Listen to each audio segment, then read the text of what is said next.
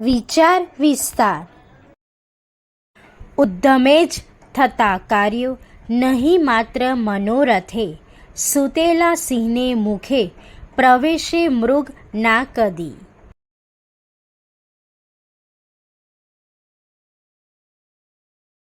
હવે આપણે આપેલ પંક્તિઓનો વિચાર વિસ્તાર કે અર્થ વિસ્તાર કરીએ.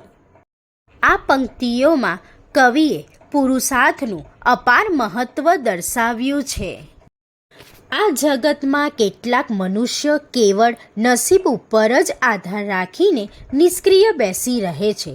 સુખ, વૈભવ અને કીર્તિ નસીબમાં હશે તો મળશે જ એવો એમનો અખૂટ વિશ્વાસ હોય છે. જ્યારે આ બધું તેમને મળતું નથી ત્યારે તેઓ નસીબને દોષ દે છે.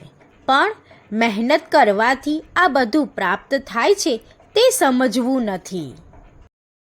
કવિએ આ હકીકતને સમજાવવા માટે સિંહનું સચોટ ઉદાહરણ આપ્યું છે.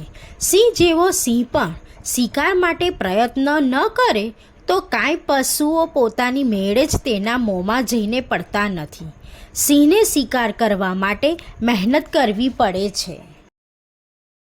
નેપોલિયન, અબ્રાહમ લિંકન, ગાંધીજી વગેરે પુરુષાર્થને બળે જ મહાપુરુષો બની શક્યા.